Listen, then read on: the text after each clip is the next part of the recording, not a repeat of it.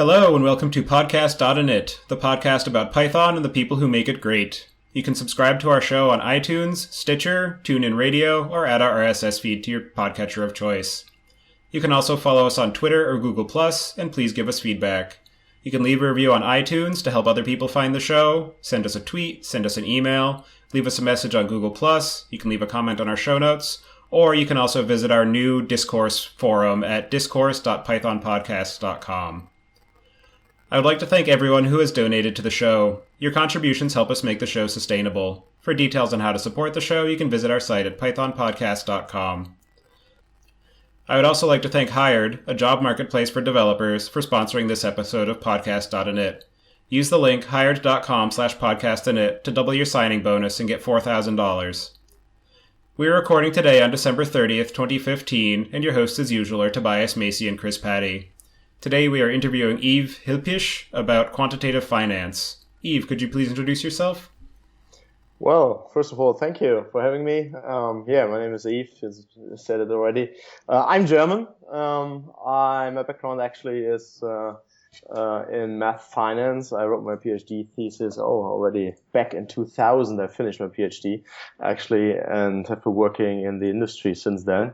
So my focus today is actually that we're working with Python for finance. Actually, I founded the company called the Python Quants, and there we focus actually on supporting small, medium-sized, as well as the biggest institutions that we have in the financial industry, like hedge funds, big banks, exchanges, the data service providers, and so forth. So we're also doing conferences in this context, and then much more, like running meetup groups in New York and London, actually. So it's quite diverse, but actually the common field is Python for finance. This is what I can say, what I'm doing all day, all week, all year, actually. Very cool. So, Yves, how did you get introduced to Python? Well, this was actually by incident. I was working for a technology client, like more than 10 years. Back then, I was working for this technology client in a consulting capacity. I wasn't involved in technology itself, but it was this particular project where I learned to know Python. And I thought, well, this might be actually a good language to do quantitative finance. Back then, maybe only a few have been using Python in this regard. When I started using it and I talked to other people about it, they always say, well, Python is not very well suited to attack the typical problems of quantitative finance because it's an interpreted language. It might be too slow, or they even say, well, it is too slow, you can't use it. But I think over the last 10 years, we've come a long way in the Python world. All these prejudices, I would say, they are no longer true or valid these days. We have the amazing Python ecosystem that make Python a very good choice. So, but again, it was just by incident. I liked the language from the first day that I saw it. I thought it's so close to the mathematical syntax that you're used to use in quantitative finance. I thought simply this must be a perfect match. And I guess history, at least the last 10 years, have provided lots of support for my. Back then it was just a vision, or it was just like a feeling that this might be a good fit. But the biggest institutions in the world, like Bank of America, Merrill Lynch, they're heavy Python users these days. They prove right that Python is indeed a very good choice for finance. Yeah, it's definitely pretty amazing how quickly the ecosystem has grown up around the use cases for doing quantitative analysis and various forms of data science and other kinds of number crunching within the Python language and all the different sort of native libraries that have bindings to help alleviate that issue with speed that you mentioned. So can you explain what quantitative finance is and also perhaps differentiate that from algorithmic trading? Yeah, well, quant finance, at least as far as my thinking goes, I see three major sub-disciplines under quantitative finance. There are, of course, those people who work on the models, I would say, for example, to value complex derivatives like options or hybrid securities or other structures where you might have embedded options. These are the guys who write down the equations, who try to solve them by mere brain power, if you like. Then the second pillar from my point of view is computational finance, where I say, well, now we have the model, but we have to implement that.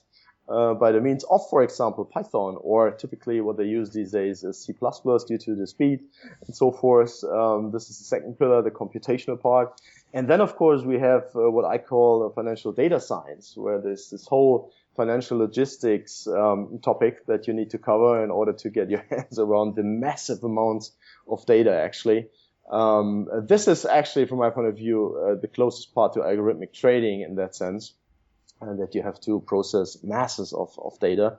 You can speak of big data in this regard, but typically I understand under big data more or less unstructured data. What we see in quantitative finance is actually usually very structured data, which you can store in tabular form. So there's no need to attack these, let's say, very structured data sets, which might be big with the typical means that are applied, for example, by Google or the Twitters of the world, where the problems are completely different. Speaking, for example, of the retail banking side, you have problems similar to the ones that are faced by Twitter and Google. But on the quantitative side, it's usually very structured data. Just think of kind of a table, SQL-based table, or, for example, a simple Excel spreadsheet where you have your numbers in such a two-dimensional spreadsheet form. This is data that we face in quantitative finance. But nevertheless, the financial logistics part is equally as important as in the other disciplines. So again, I see these three pillars: the theoretical part, the computation finance part, and the financial data science part, if you like. At least this is my thinking. And you alluded to it a little bit, but I'm curious how common it is for Python to be used in an investment bank or hedge fund for the purpose of quantitative finance, or possibly other uses as well. Well, I think coming from a history where Python hasn't played a role in the quantitative finance part, we usually see if Python is used at all, kind of a blend of technologies that are used in quantitative finance.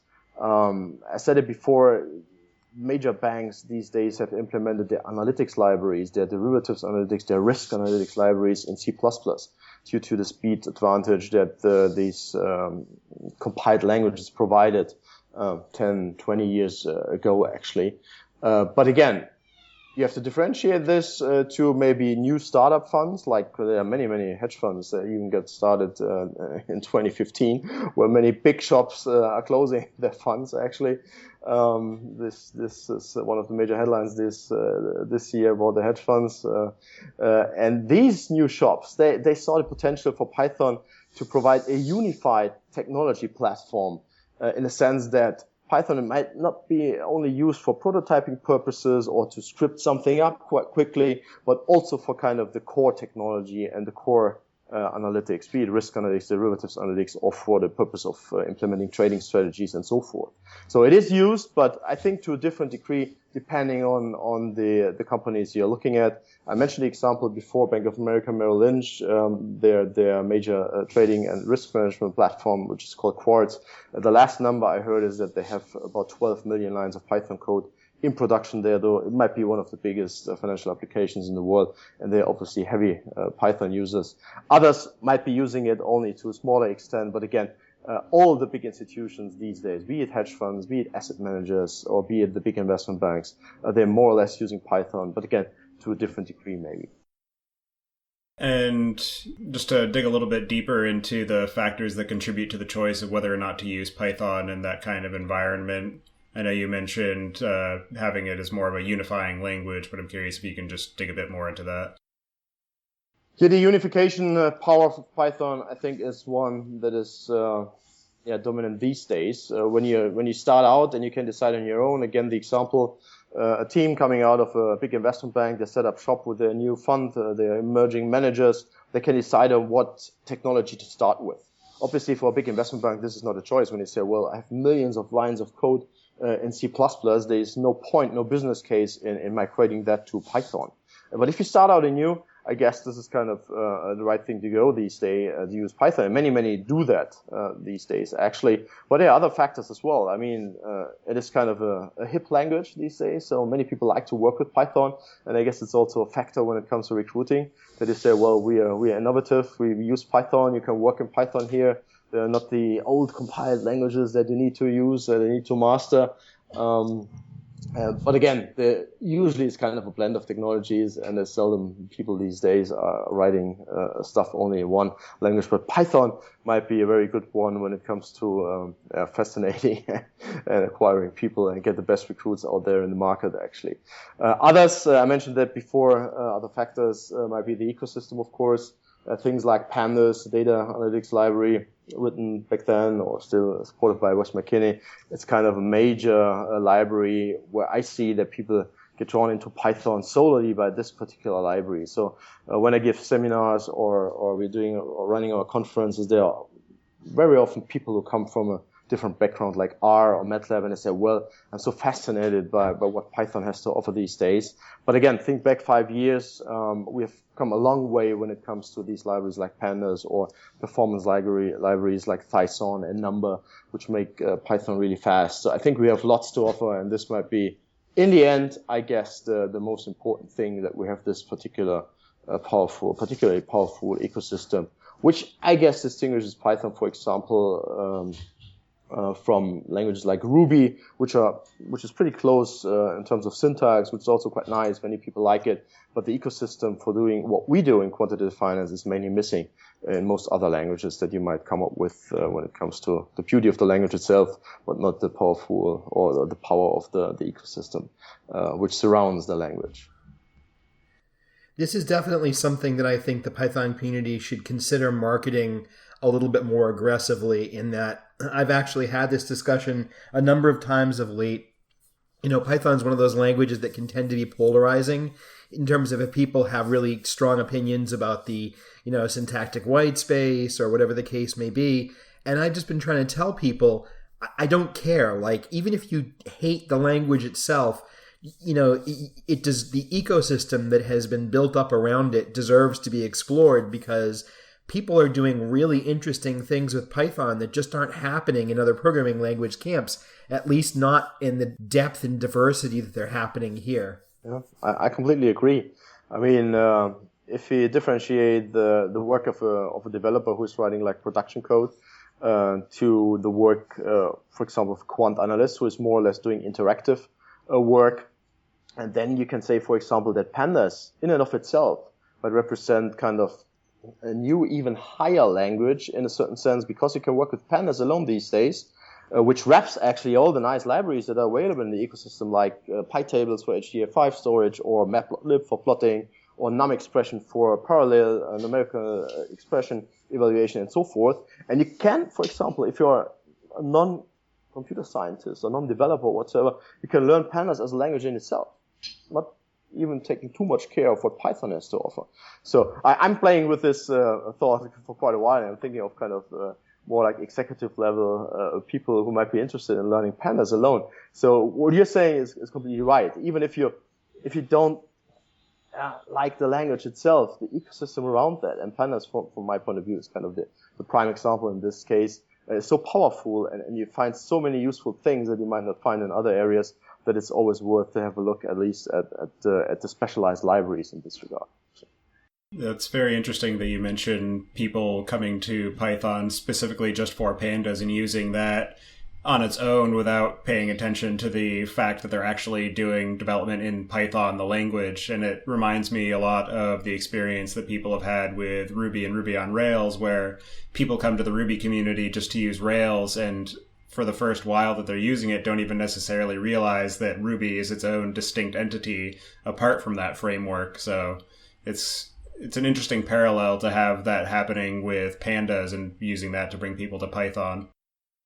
Yeah, exactly. I mean, usually people have problems and they want to solve their problems, and only in a second instance they care about the means, in a sense that they are not religious about that. So again, the example is Pandas has been modeled more or less in the beginning after the data frame, which is provided by R. But more and more people are coming to Python due to Pandas these days, because the data frame that we have in Pandas is much more powerful than the data frame that is available in R. So it's kind of the upside down, if you like, that people now are coming to us because we have something which was modeled in the first place after something that the R community had available for quite a while. So this is also illustrative from my point of view for the long way we have come and what we have to offer these days, also for people with a different background and a different education in this regard, actually. So, Yves, are there any performance bottlenecks or other considerations inherent in using Python for quantitative finance? Yeah, of course. I'm always saying you can write really slow Python code. This is for sure. And there are many traps that you can tap into. The problem with Python is that you can achieve the same result by, I don't know, a multitude of different ways, because we have multiple paradigms that you can use. You have different idiomatic ways that you can choose to reach the result and so forth. So for many people coming to Python with a different background, it might be a little bit tricky to get it right in the first place. For example, or the major example is that many algorithms in quantitative finance, when implemented in any kind of language, programming language, are based in the end of a loop or even a nested loop. And everybody knows that Python loops are slow, and therefore some are reasoning that, well, quantitative finance is in the end about looping or nested looping, and Python is bad at looping, so Python must be bad for quantitative finance. But again, when you write the programs and the algorithms right, you will try to avoid writing loops on the Python level as far as possible. For example, using the powerful vectorization capabilities of NumPy, where the looping is, so to say, delegated to the C level, so to say in the machine room of NumPy, actually, where everything happens at the speed of C code, because NumPy is more or less completely implemented in C. There's also a Fortran part, but usually what you're using as a default is the C part of the implementation of NumPy, of the ND array object.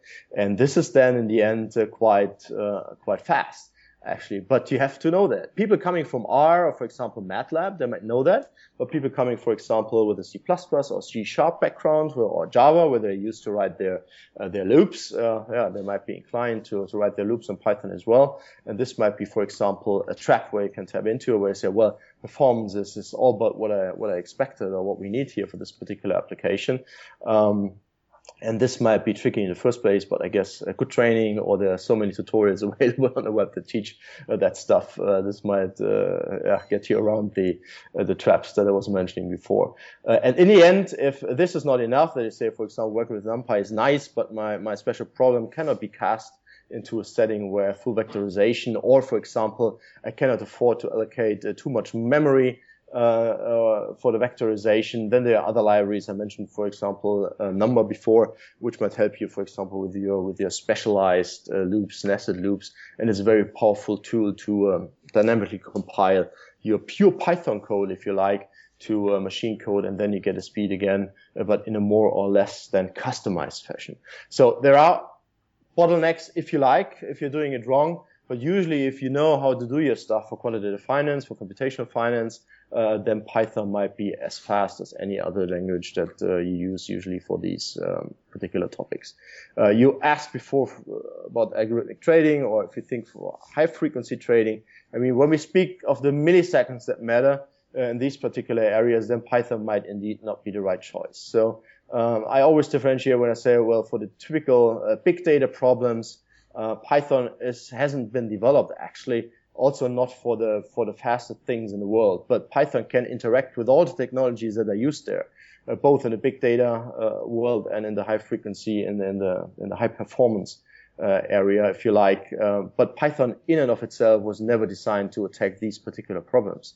But again, as a general language, as a general programming language, attacking the regular problems, let's say that the 98% of typical problems, Python might be actually a good choice to go for. But again, you have to take care of the idioms, of the approaches that you use, because otherwise you might end up indeed with slow, non-performing Python code.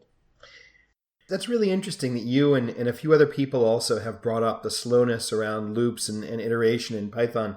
I wonder if in, Guido and all the other folks sort of, working on Python.next and investigating the future of the language, I wonder if any thought is being given towards how that performance issue might be mitigated.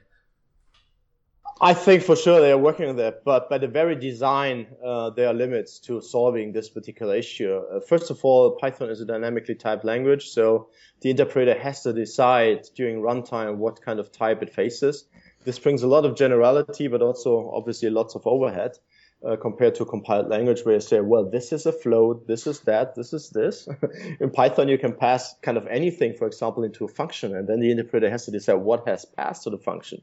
And for example, there might be functions that work on a float, they work on an array, and they might even also work on a string object. This is the nice point about that, about dynamic typing, that you get lots of generality, but this brings again the overhead with it. On the other end, yeah, I mean, it is an interpreted language. And if we speak of the C Python implementation, this is as it is. Of course, we have the other Python versions like the PyPy project, where you have something like just-in-time compiling, and there we usually see speedups of like 6 to 8 times compared to the interpreted version, actually. So obviously there are projects implemented, but in the end, if you stick to the two major paradigms, that you have a dynamically typed language and you have an interpreted one, then there might be limits to speeding up the loops. But in the end, from my point of view, for quantitative finance, what we are talking about, this is actually not a problem. But if you have, for example, a big application, or let's say a module from a analytics library, then usually you have kind of 2 or 3 spots only where this bottleneck might arise where you say, well, here is kind of my nested loop, which is too slow. And then you can pick that particular part out and maybe vectorize it as a first approach, or you do dynamic compiling, or you do a static compiling using Python and then interface with the compiled version, and then the bottleneck, so to say, has vanished. You don't have to write, like, if you have 1,000 lines of code and maybe 5 or 10 lines only might represent the bottleneck, you don't have to rewrite the whole thing to get a speed up that you're looking for. Just usually is enough to rewrite or to compile, dynamically, statically compile the 5 or 10 lines of code which represent the bottleneck. And this is kind of the nice thing. You can start out with pure Python, you profile your code, you say, well, here we see kind of where the slowness comes from, the execution, and then you go on and improve this particular part, and in the end you might be as fast as with kind of a completely compiled version of what you have written.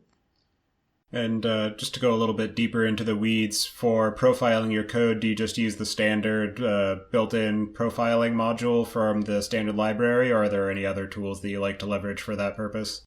Yeah, there are multiple options available. What we kind of use is kind of usually the very standard. But if you have experience, you usually don't need to run it through a profiling engine to say, well, this is where the bottleneck is. The majority of algorithms in the end look like the same, and with a little bit of experience, you know where the important parts are, which you have to compile in the end. So this is more or less kind of more a thing of experience than of profiling in the end, I would say, actually, for what we do. So what kinds of background are typical and necessary for getting started in quantitative finance? I think here we also have come a long way. Back then, I would say so in the 80s, even in the 90s, what they call the people who did quantitative finance, they were usually called the rocket scientists. And the major reason for this was because they have been rocket scientists, actually. Many people had their background in physics or mechanical engineering or in mathematics or some similar very formal field where they got the necessary math education to attack quantitative finance problems. These days, when you have a look at the educational market, you have many, many specialized degrees, be them called the Master of Financial Engineering, Master of Quantitative Finance. So again, we've come a long way in a sense that we have today the education industry, the universities that support education in this regard. And I guess people interested in getting into quantitative finance, they usually go that route, that they do their bachelor and later on get their specialization with a typical program. And I don't know how many there are alone in New York and in London, where they get their master, or even later on they go on and write their PhD thesis in this regard. So this is kind of the background that is typically, I would say these days, required, that you know how to program. They learn, for example, C++ and more Python these days, obviously. And they get the math education that they need to work in this particular field. But obviously there are other people that might come with, for example, a math background or an engineering background, and they are already in their professional careers and they want to get into the field. Then there's also a professional education market. For example, Fitch Learning, they offer kind of the very famous CQF the certificate in quantitative finance. I think since more than 12 years. I this year got a lecture for the program, so they introduced Python as well. Here we see that Python is gaining ground in this part of the spectrum as well, because Radeep Cook, which is the academic director, he said, well, we have to keep up with the times, and Python obviously has become a force in quantitative finance, and we want to introduce Python into the curriculum, and here we go. So I'm teaching quant finance, or actually computational finance, I must specify, given my own subclassification based on Python in this program right now. And I guess going forward, more and more Python will also be included in this professional education program. We also, for example, discussing, and we will provide this probably next year for the first time, to do a certification in Python for quantitative finance, which is a little bit shorter, but a little bit more specialized. So for people who say, well, I might have a background, for example, in financial engineering with a master's, but I've never done any Python. But I know, for example, what the Black-Scholes stochastic differential equation is for the geometric Brownian motion. Then they might learn during this certification, which will be over 4 days with kind of a final test, a final exam. Then they will learn how to apply Python actually in this particular field. So there are many, many ways. Usually these days, I guess people who are interested, they start out studying this at university. But again, there's also kind of a market which provides professional education offerings for those who are already in their career and now want to shift focus or want to deepen their knowledge in this particular field. Yeah, that's interesting how new technologies have given rise to completely new classes of occupation that didn't exist before computers became so ubiquitous, and also how software in general has allowed a number of people to reimagine their careers at various points without necessarily having to go all the way back to school and get another degree or take a significant amount of time off of the work that they're already doing in order to gain new certifications. So what kinds of libraries or algorithms in Python are useful for the day-to-day work of a quant? Well, actually, this is pretty similar to what data scientists use. I mean, data scientists might be a little bit more popular field for which Python is used.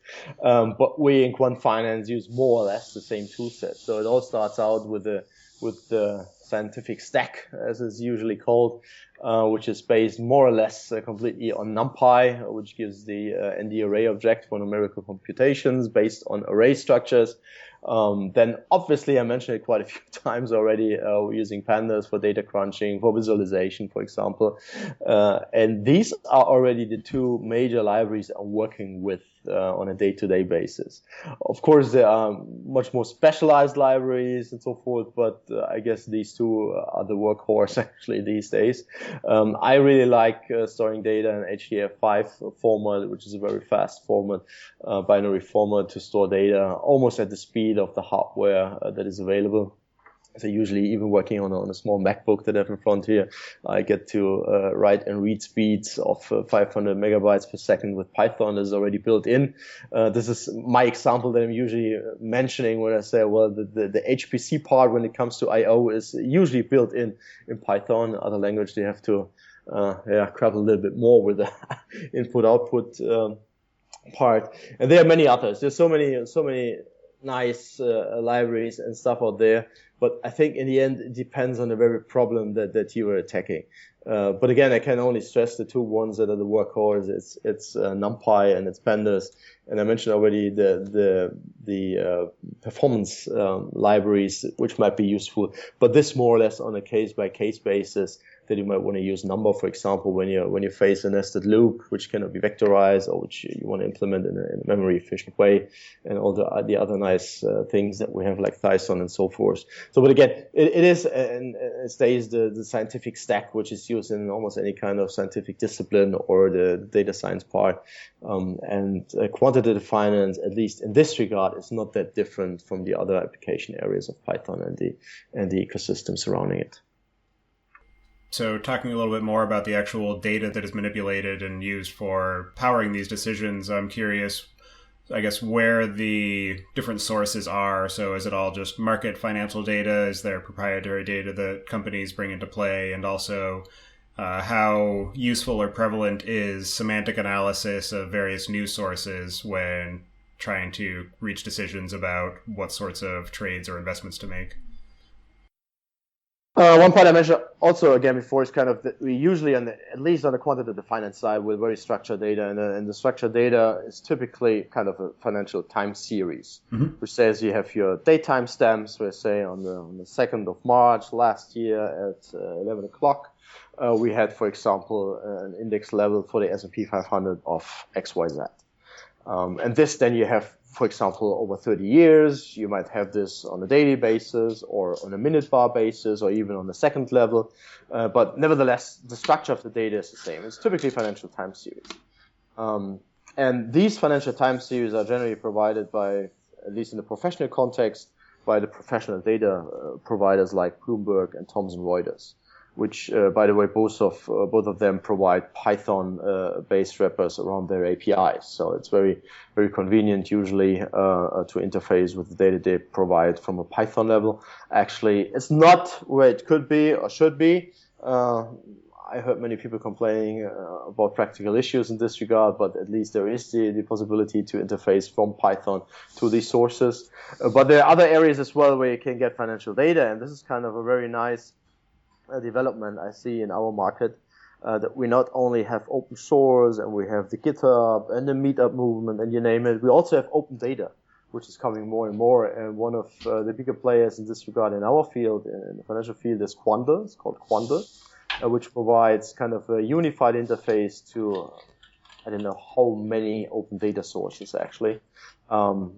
For example, one of my examples I use on our platform on DataPark.io is interfacing with Quandl and analyzing Bitcoin historical data with regard to the exchange rate to the US dollar, with regard to the number of Bitcoins issued, with regard to the volume of Bitcoins traded per day, and so forth. So this is kind of an example of what kind of data you get there. You also get data from Quandl for free in an open, standardized fashion for historical data, for example, for indices, for commodities, for foreign exchange rates, and so forth. So, but not only that, there are a wealth of different data sources that you can tap into there. So if you have never heard of it, just give it a try, have a look at it. There's a standard RESTful API, JSON-based, and you can easily interface with Quandl, not only obviously for Python, but with any language, because it's such a nice API that they provide. And this is kind of a major trend, which is really useful. When I think back when I wrote my diploma thesis and my PhD thesis, getting even small chunks of data was really painful or in the end costly. So I remember one instance where I had to pay my professor, back then when I studied, 20 Deutschmarks for a very small data set that I needed. So it was much money back then for myself actually. But these days, when you study in this field, you have so many open data sources that you can tap into. I think the most popular one, because it's around since quite a while, is the Yahoo Finance data set, where you can, for example, from pandas quite easily interface with. And if you're, for example, interested in the stock quotes of German Daimler-Benz, or a famous car manufacturer, or for the German DAX index, or to this, and for the VIX volatility index in the United States, you get the data for free from Yahoo, for example. So this is kind of a major trend that I see coming or becoming even more force in the future, that we not have only open source but also open data in that sense that people can easily work with. With regard to the other part of your question was with regard to semantic analytics, I have seen quite a few talks and I know quite a few people who are working on that, but I don't have a coherent opinion on that. This is not a field that we are working with. So news analytics is an active field. There are companies who exclusively focus on that, like Ravenpack, for example, is one provider of, so to say, insights based on semantic analysis. But again, this is neither a field which I would consider one of our expertise, nor do I have kind of a coherent view on how far-fetched it's used. I think all the big players in the world, when it comes to the buy side, the hedge funds and the asset managers, they have tried it out, but I don't know how far they really base in the end their decision to trade on this kind of information. I've seen quite good research results. actually, where they presented their studies, but in the end, the proof lies in using it to make real money. And there, I can't mention numbers, so I say, well, this or that shop has used it to generate, I don't know, 3 percentage points surplus over kind of a benchmark whatsoever. So I'm not an expert in that. Maybe others might have stronger views on that. So this next question that I had may potentially have been somewhat off the mark, and you'll forgive me if so. But in any case, is Python actually used to enact the trades? What protocols, APIs, and libraries are used in this process? The first part of the answer is Python actually used to enact the trades. I would say for sure, yes. But I think depending again on the company you look at, it might be from completely different angles that the input comes from the Python script or application or whatever is used there. So some might even implement their complete trade process based on Python. Others might only use it, for example, to analyze data, come up with an investment idea, and then implement it later on using a different technology. So from the one end, doing it completely based on Python, like automated algorithmic trading, to just like being a supportive tool in order to come up with ideas and to back up ideas, so to say. I can see Python used in many places in this particular regard. When it comes to protocols, APIs, and libraries, the first part is not that easy to answer. I mean, there are so many different applications, so many different areas where it is used. I wouldn't say that there is kind of a very standard. What we see these days, obviously, is JSON-based APIs. We can easily interact with, for example, online brokers, for example, where they have standardized APIs. But again, shifting from one online broker to the next, you might encounter a completely different API. So I don't see any kind of real standardization in this regard. When it comes to libraries, actually, they are also, at least when I give my talks at Python conferences, what I mention usually is that this is kind of, I wouldn't say a blind spot actually, that we don't have financial libraries. What we don't have really standardized ones yet, or I'll say powerful enough libraries yet. We have the amazing Python ecosystem we have been talking about already a few times with NumPy, pandas, and so forth. But there is not kind of when you say, well, which one is the financial library I should use when I want to trade this or that? This is still missing. What we are working on since quite a while is a standardized library, which we call DX Analytics.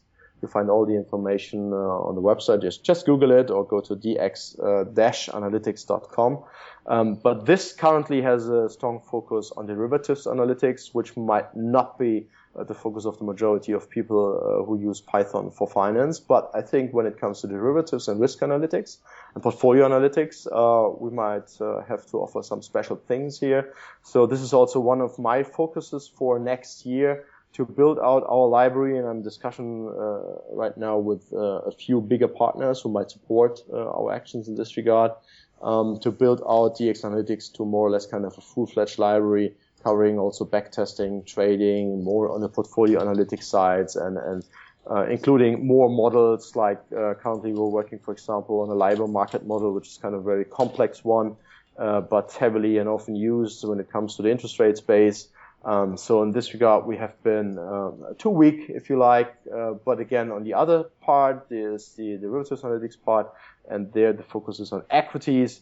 I think our library is already quite strong, and there it is also used kind of in practice for some of our clients, where we do kind of derivatives and portfolio analytics on a regular basis, have implemented a part of their analytics infrastructure based on our open source library, DX Analytics. And there are others, of course, not only ours. There's, for example, the Zipline library, which was open sourced by Quantopian, which is an algorithmic platform, and the crowdsourced hedge fund. Actually, they open sourced Zipline, which has a focus on backtesting trading strategies, so they are more on the trading side. And they just recently open sourced another library, which they call Pyfolio, which is more or less about the performance estimation of different trading strategies. So the two, the Zipline and the Pyfolio, are closely intertwined. The one is for backtesting and coming up with the trading strategies, and the other one is for estimating the performance and giving lots of statistics for different trading strategies in practice. And this is actually what their platform is about. Providing people an environment to generate trading ideas and to test them in practice, either by paper trading or going direct to interactive brokers where they then can trade with real money if they have enough trust in their trading strategies. So again, there are some financial libraries. Another one I could mention is Python, actually. Written by a friend of mine, Saeed Amin. He has also focused more on the trading side and the data crunching side. He has, for example, interfaces to Bloomberg. But again, we are missing kind of this single library, and I imagine something like Pandas, or what Pandas has accomplished for this data science part here, kind of groundwork where you say this covers kind of 80-90% of what we typically see on a daily basis. And I'm imagining something here in the future. And again, my priority, and this is written here on my whiteboard to the right of my desk for 2016, is to build out our library as far as possible and maybe to get to a standard and to benchmark library, if you like, in this regard, that we can say, well, Python also has kind of this one particular financial library where you can go to and you find kind of a multitude of useful things that you need to do, quantitative and computational finance. Very cool. I want to ask you a question about DX analytics in particular. So obviously I have a very limited understanding of the intricacies of derivatives trading. I did sort of do a chunk of reading around the market crash of a few years ago that a lot of people sort of blame derivatives trading for taking a rather large part in the American market crash, at least. Does DX analytics sort of help you analyze the actual worth of a given derivative, or does it help you try to make smart investment choices around, are these derivatives good investments or not? Like what kinds of things can you do with it? Well, I think it's not as simple as that, unfortunately. So a typical derivatives analytics library has not the main objective, at least from my point of view, that you say, well, this is kind of a good derivative or not. It always depends on what you want to do, what your expectations are, what your kind of base position is.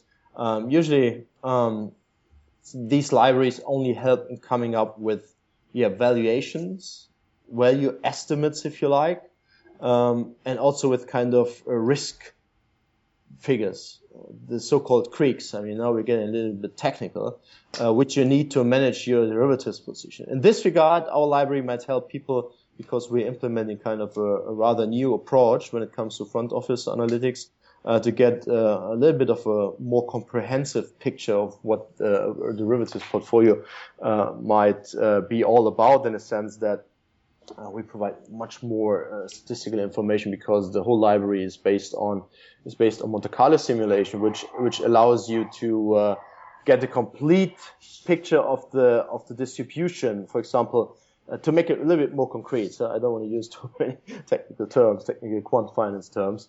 What we do with the library, for example, if you think of a derivatives portfolio which consists of 10 different options, complex derivatives, then there might be kind of subtle interactions between the ones when, for example, the market moves, when you're trading, for example, options on the S&P 500 and so forth. What we do with the library is what is typically done in the back office these days, but we do it as a front office approach, in the sense that we do Monte Carlo simulation for the front office analytics, and this allows us, for example, to get the complete distribution of the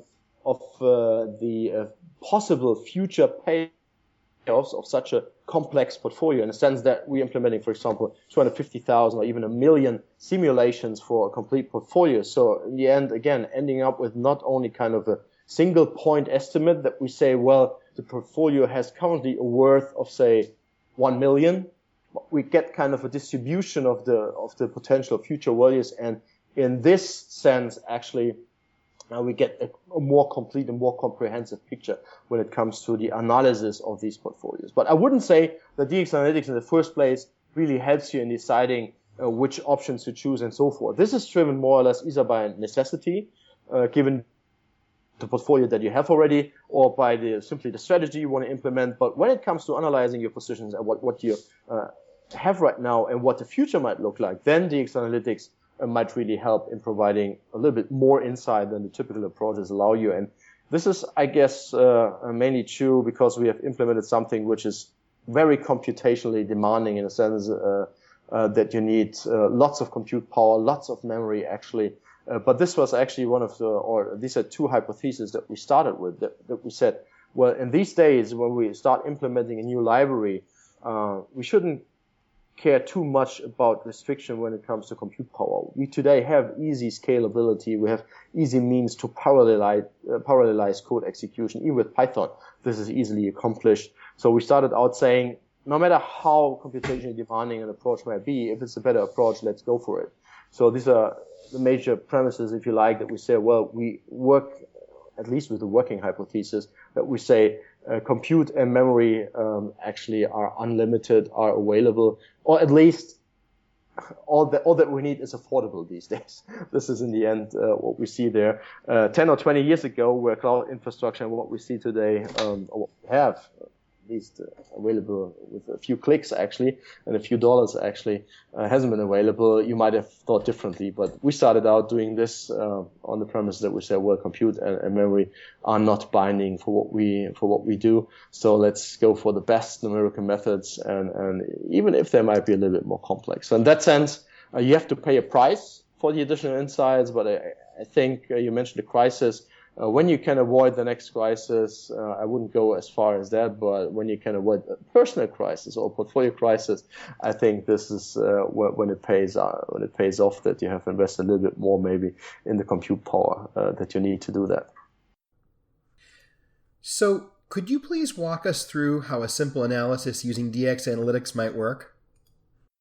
Actually, I mentioned before, this is all based on global valuation approach. It's kind of a technical term, which in the end means that all the risk factors that you need to model your portfolio are modeled non-redundantly. For example, again, think of the S&P 500, for example. You might start modeling the S&P 500 with a model which you think is kind of a good choice. The most simple one might be a geometric Brownian motion, which dates back to 1973. Where Plex-Coles and Merton published their path-breaking research about the valuation of European options. But we also provided in DX Analytics much more sophisticated models involving stochastic volatility or jump diffusion parts and so forth. So you have a great choice of different models that you can use. Once you have modeled your risk factors, again, think of the S&P 500 or the Euro Stoxx 50, for example, being me here in Europe, then you go on and model the derivatives positions that you have. For example, think of a European call option on the S&P 500 and maybe an American option on the Euro Stoxx 50. So then you have your two different options based on two different risk factors. And the next step would then be to combine that to a derivatives portfolio, how it is called in DX Analytics. You have, for example, to define whether the risk factors are correlated. Here in this case, we would guess yes. The S&P 500 and the Euro Stoxx, they might not be perfectly correlated, but there's probably some correlation, some positive correlation. You model that, you provide all the information, the market environment information to the portfolio class, and the portfolio class in the end then takes care of the valuation, taking care of all the interdependencies of the correlations, the random numbers are generated, the simulations are carried out, and they are carried out in kind of consistent fashion that you say, well, if we do 500,000 simulations for the Euro Stoxx and the S&P 500, then you can be sure in the end that they are done in a coherent and consistent manner, that you can add up values path by path, scenario by scenario, and that you have in the end risk statistics that are consistent in the sense that everything has been modeled consistently, everything has been simulated consistently, and you end up with something where I say, well, we are here in a very consistent world and we can trust the numbers, at least when it comes to the aggregation. And this is what I always had in mind and what global valuation is in the end all about. And I stress that point because sometimes you see derivatives libraries used in the market where they use, for example, one numerical method like a binomial or trinomial lattice approach for the one option, then they use maybe Monte Carlo simulation for a more complex one, and then they use a finite difference scheme for the third one. And they say, well, the first has a value of 5, the next of 10, and the third one of 20, and then they add up the numbers. But I'm always a little bit well, I think it's a little bit suspicious that they say, well, I have 3 different methods. They spit out numbers, and in the end, I simply add these numbers up. So what we were always looking for is kind of the unified approach, which again costs a little bit more compute power, but we then end up with consistent numbers when it comes to values and risk. And again, we have the software and the hardware available, which allows us to do things which weren't possible 10 or 15 years ago. And continuing this conversation about some of the work you've done with your company, the Python Quants, what other kinds of services do you provide, and what kinds of organizations typically hire you for that? Well, again, it's all centered around Python for finance. I would say we cover more or less the complete value chain in this regard. So we provide technology. I mentioned DX Analytics before, but we have also an offering where we provide an interactive, data science financial analytics platform, which is called datapark.io, which is a link people might want to have a look at. You can sign up. There are free trials, and usually for the personal individual accounts, we don't charge anything, and they remain open, at least for the moment. This is in a professional context. We call that a quant platform. I think the quant platform might be a little more expressive in the sense that we always imagine a platform where quants start working, doing their stuff, implementing things, and in the end, not only doing interactive analytics, for example, but also deploy, for example, a Python-based application. But not only Python. I mean, the platform itself is more or less language agnostic. It's centered around the Jupyter Notebook, which is, I guess, the most amazing tool that our ecosystem has to offer. But recently, they made it completely language agnostic. So we, for example, also provide Julia on the platform. We provide R as a language on the platform, and much, much more. So technology is one part of what we do at the Python Quants. Again, the quant platform or datapark.io is our infrastructure where people can work on. DX Analytics is kind of the financial library that people can use to attack their more sophisticated derivatives and risk analytics problems, and a few more minor things that we provide, but these are the 2 major pillars, actually.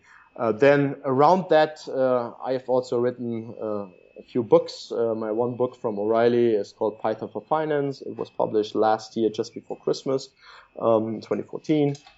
Actually, it's selling quite well all across the world, so I'm really happy about that. I think it's also an indicator for the popularity of Python in finance these days. Then this July, my second book came out. It's called Derivatives Analytics with Python. And actually taking the 2 books together is actually a very good starting point, and more or less all what DX Analytics is about is explained in the combination of these 2 books. So we have, of course, a website. I mentioned before, dx-analytics.com. But if you want to understand what's going on behind the scenes of DX Analytics, this is explained in the books Derivatives Analytics with Python and Python for Finance, actually. And Python for Finance is also the book that I typically use when I teach Python classes, be it public ones or corporate ones. And this brings me to the next part of what we do. We do trainings.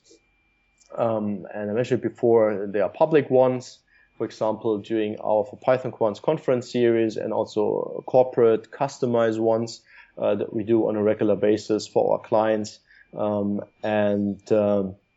Actually around that, or typically in the context of these workshops, and we call them workshop in London and boot camps in New York. We have also our for Python Quants conference. This is actually next thing that we do. We're doing our own events, and this is already we have done already 4 for Python Quants conferences. Next year we will again do at least 2. The next one will most probably be at the end of April in New York again, and then at the end of the year again in London.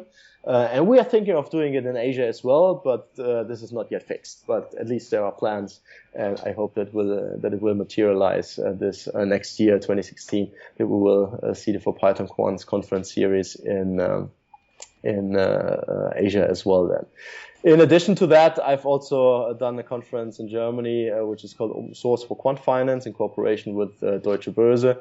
And usually what we do with these conferences is that we do this in cooperation with bigger companies which have venues and infrastructure. The For Python Quants series, which I mentioned before, is done in cooperation with Fitch Learning and the CQF Institute.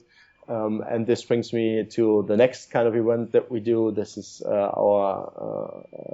it's the biggest meetup I'm running, is in London, which is called Python for Quant Finance. We have now more than 1,100 members in this group, and it's quite an active group. We have 7 to 8 bigger meetups with around 100 people per year in London, and it's again quite an active group, and it all is centered around Python for Quant Finance. We have typically speakers from very diverse fields in our industry, and it's always very, very useful, I guess, for all the participants. So if you're located in London, give it a try, and I'm pretty sure at the end of January or beginning of February we'll have our next one there again. And this is supported usually by Thomson Reuters, which is the partner there. So we are pretty happy that we have these strong big partners which support our purpose and which makes it possible that we can do these amazing events around the globe, actually.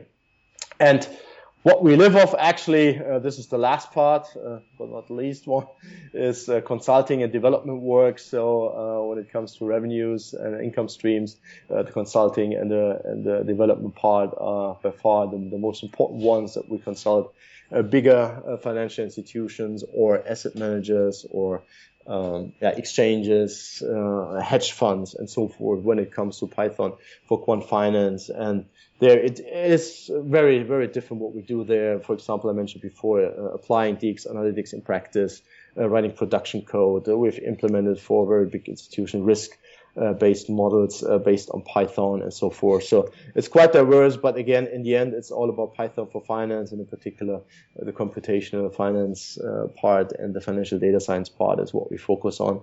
And you see, we're only a small company, but this is what we do on a daily basis. And I think we cover almost all the bases when it comes to this niche of the market. It's very cool that you folks have managed to keep the lights on and get enough consulting income, and yet have that work allow you to contribute back to open source, because I know sometimes big enterprise is not exactly open source friendly. Yeah, that's true. I mean, in the end, but I've always this discussion, but living out of open source, I think you should contribute back to open source, and it's also kind of a model that you can choose these days. And I guess the whole culture and the infrastructure have changed kind of a bit, that you can say, well, you can even live off your open source work. And this is kind of fascinating. They say, well, you share with the world, people contribute back, and you can still make a living out of something that you share, which might be counterintuitive for people who are not used to these things. But more and more, and I've seen and I've enjoyed that over the year, the people saying, well, Yves, what you did, for example, inspired me to open source.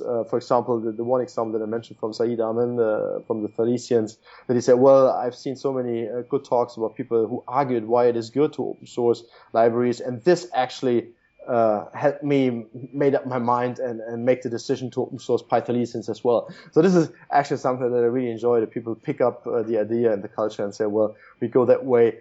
But on the other hand, we still have proprietary technology. For example, the platform part and what we provide there is not open source yet, I would say. I didn't see the point to do that. But again, here we provide it for free, more or less. So we have many, many students working on the platform. We have a few thousand users on the platform. And I know that many students and so forth that might not have the budget to afford kind of professional environment like that, they're really happy that they can use that for free, this nice service integrated platform. So we try our best to provide good value here back to the community as well, even if this particular thing is not open sourced yet, again. So is there anything that we should have asked you but didn't? Or are there any places where our listeners can help contribute to the open source work that you folks do? Yeah, for sure. I mean, we are running a few websites, so it's typically a bit difficult to point people to a single page, but a good starting point for people who are interested in what we do, and there you find almost all the links to the other stuff, like to the books, to the meetup group, to the events pages and so forth, is our company page, which is http //tpq.io. Again, tpq.io for the Python Quants. There you find, again, links to many other places and resources. You find the link, for example, again, to DX Analytics. We have, of course, our GitHub repo up with the code of DX Analytics. You can try it out on the Quant platform. The link for that is quant-platform.com. If you prefer more the data park styling, actually, the technology behind it is the same, but the styling is a little bit different. You can use datapark.io. It's more or less the same. So go to these places, have a look, and if you have questions, just either drop me an email. You find their contact details, or you can also follow me on Twitter. My Twitter handle is DYGH, or just Google me up. You should find lots of information about myself. I see you're writing it down here. Actually, but Twitter is kind of a good way to stay in touch and to see what we are doing. You get usually the latest news with regard to conference we're doing, or if there's an upcoming meetup and so forth. So it's kind of a good way to keep up and to get it in a more interactive fashion. And again, go to tpq.io, and then you find many links to many other resources that you can use. Also to my private website, hilpisch.com, where I usually store all the presentations that I give, where you also find the videos and so forth. I think there's a lot there, and people who are interested, just get in touch. I'm happy to discuss things. So I see, again, my Twitter handle is J, like Johannes. It's DY, not G. It's J, H. Okay. Well, thank you. This has been a lot of fun. So if there's nothing else before we move to the picks, then we can go ahead and do that. All right. So I will get us started. So this week I want to pick a novel that I've been reading. I'm about halfway through it. It's Kraken by China Mieville. I've mentioned him as an author before on one of the other episodes, and this is, in his typical fashion, very different than any of his other novels, but at the same time, the character of the text is the same. He does a very good job of using very innovative and evocative language. And it's a story, starts off, it seems like it's just going to be a regular kind of mystery story, but it very quickly incorporates a lot of supernatural elements that make it very compelling, and it does a really good job of juxtaposing those elements against the normal everyday world that the story is taking place in. It's set in London. Definitely a great novel. I recommend checking it out. My next pick is a series of books that I've been reading with my son called Heroes in Training. And there are, I think, 7 or 8 books in total, and they're all about the gods of Olympus at the age of about 10, and it's the story of them trying to overthrow Cronus. And so it's got a lot of good humor baked into it, very well targeted at a younger age range, so been having a lot of fun reading that with him. Along the same lines, there's a set of graphic novels that I got for him and I've been reading as well, called Olympians.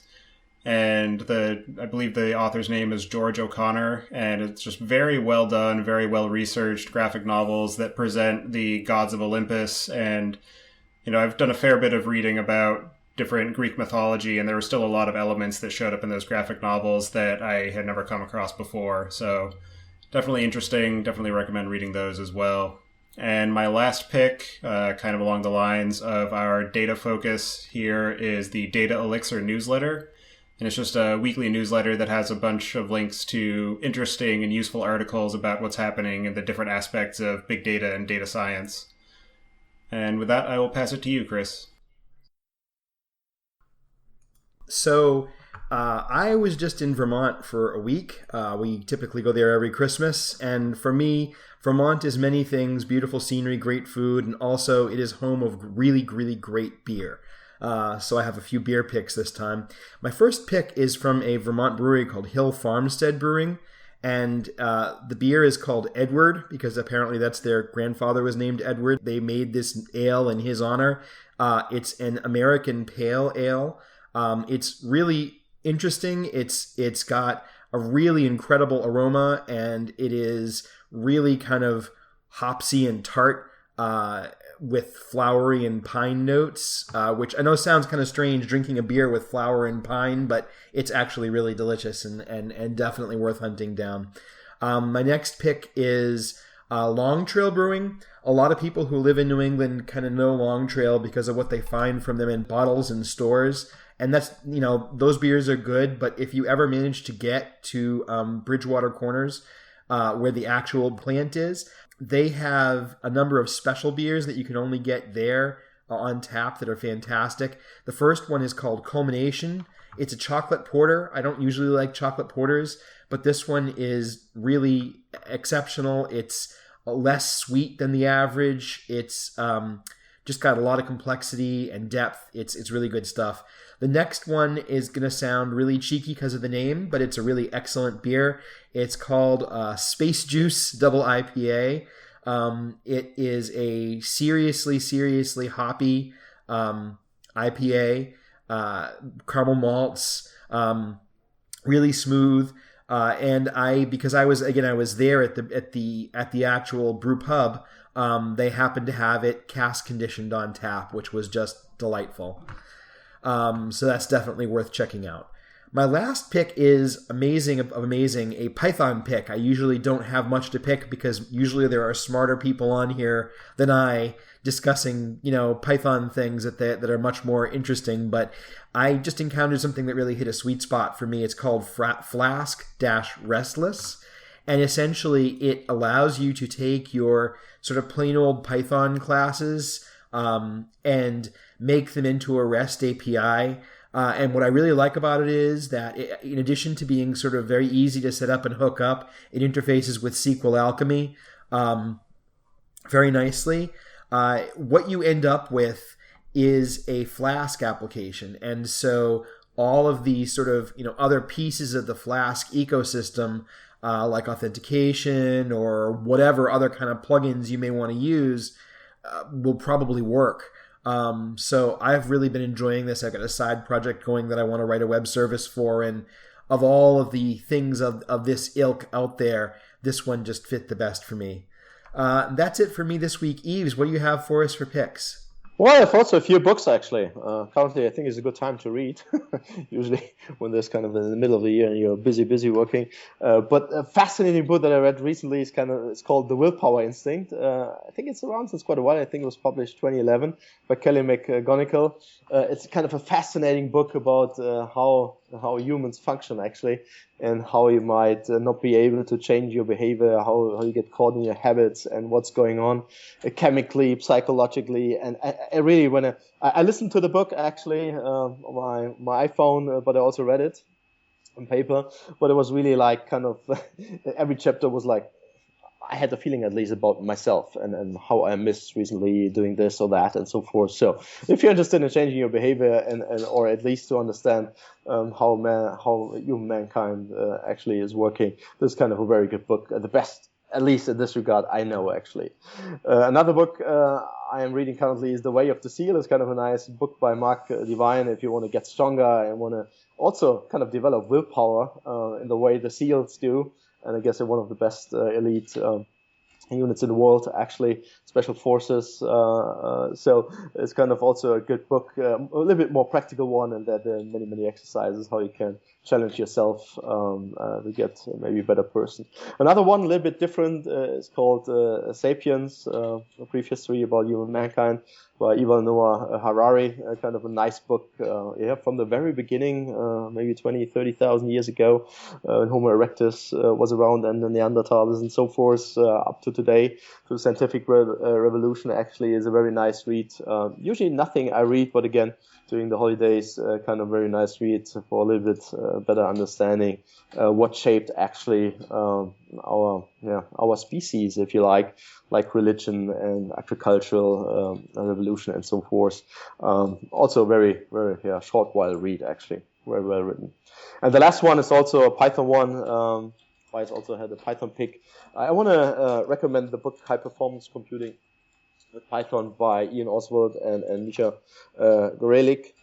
It's kind of a very good book from my point of view, which is not only about high performance Python actually, but it's more or less about how Python, how the interpreter works, and what is going on behind the scenes. So we discussed many things today in this podcast, how to make Python more fast and so forth. But the very reasons and the workings behind the scenes when it comes to data structures, data storage, and the nitty-gritty kind of details that you have to be aware of if you want to go professional in this regard is explained very well from my point of view in this book. So I really like it. And if you want to do Python for quant finance, this might be one of the books that should be on your bookshelf, actually.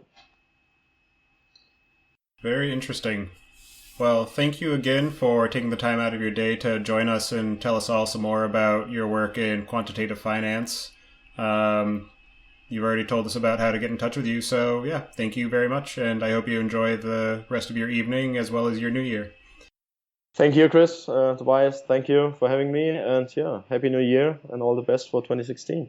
Happy New Year to you as well. Bye-bye.